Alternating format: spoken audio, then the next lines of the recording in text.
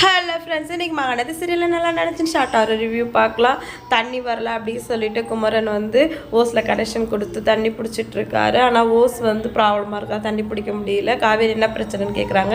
இல்லைப்பா அந்த மாதிரி தண்ணி வரல, அதான் தாத்தா தான் இங்கே பிடிச்சிக்க சொன்னாருன்னு வந்து குமரன் சொல்கிறாரு.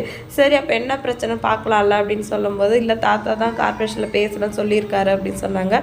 அந்த டைம் பார்த்து தாத்தா வராரு. என்னன்னு கேட்குறதுக்கு, இல்லைம்மா யாரோ வேணும்னே வந்து பைப் லைனை வந்து உடச்சிருக்காங்க, 2-3 நாள் ஆகும் சொல்லியிருக்காங்க. அது வரைக்கும் என்ன இவங்கெல்லாம் நம்ம வீட்டில் வந்து இருக்கட்டுமே அப்படின்னு சொல்கிறாங்க.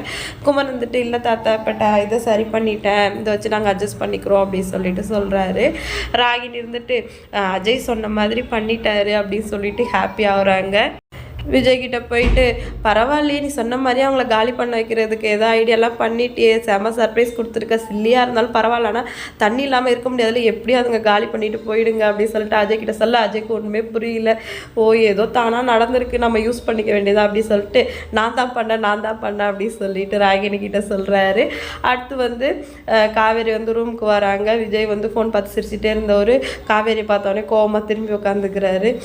ஏன் தான் இந்த மாதிரி பண்ணுறாருன்னு தெரியல, இன்னும் கோவமாக இருக்காரு அப்படின்னு சொல்லிட்டு, நல்லா தானே இருந்தீங்க, அதனே என்ன பார்த்தானே திரும்பி உட்காந்துக்கிட்டீங்க அப்படின்னு சொல்லவும், சரி போஸ்டர்லாம் கிழிக்க போகிறேன்னு சொன்னீங்க, எப்போ போய் பண்ண போகிறேன் அப்படின்னு கேட்கவும், அதுக்கு தான் டார்ச் லைட் எடுத்துகிட்டு போகலான்னு வந்தேன், சப்வேலெல்லாம் போகணும், ஒரே இருட்டாக இருக்கும், எவனாவது என் கழுத்தில் கத்தி வச்சுட்டா என்ன பண்ணுறதுன்னு சொல்லவும் விஜய்க்கு வந்து பயம் வந்துடுது. சரி நீ போவேணா, நான் வேறு ஏற்பாடு பண்ணிக்கிறேன் அப்படின்னு சொல்கிறாரு. இல்லை பாஸ், நான் தானே ஒட்டினேன், நான் தான் கிழிக்கிறேன்னு சொன்னேன், நானே போகிறேன் சொல்ல, அது என்ன சொல்கிற கேட்காம போகிறேன் அப்படின்னு சொல்லிட்டு காவேரியை கையை பிடிச்சி இழுத்து உட்கார வைக்கிறாரு.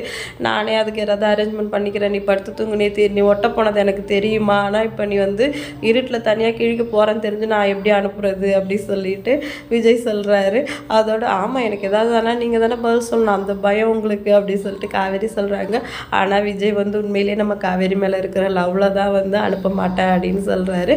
மறுநாள் வந்து விஜய்க்கு ஒரு ஃபோன் வருது. என்னடா ரொம்ப நாள் கழிச்சு கால் பண்ணியிருக்க, சினிமாவில் ரொம்ப பிஸியாக இருப்பியா அப்படின்னு கேட்குறாரு விஜய் வந்து.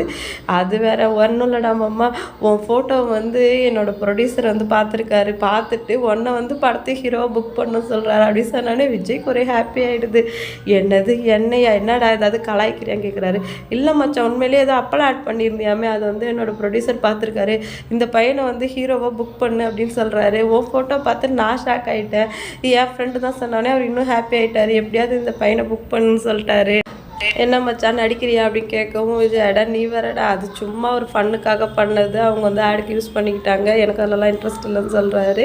பரவாயில்லடா, உன்னை ஃபோட்டோ எடுத்தவங்க உண்மையிலேயே ரொம்ப ரசித்து ரொம்ப நல்லா எடுத்திருக்காங்க அப்படின்னு சொல்லவும் விஜய்க்கு ஒரே பெருமையாக போயிடுது. அவர் ஃபோனை கட் பண்ணவனே அவர் வந்து செல்ஃபி எடுத்து பார்த்து ரசிக்கிறாரு. காவேரி ஒன்றுமே புரியாமல் இதை பார்த்துட்ருக்காங்க. வீடியோ பிடிச்சா லைக் பண்ணிக்கோங்க, இன்னொரு வீடியோவில் மீட் பண்ணலாம். டாடா பாய்.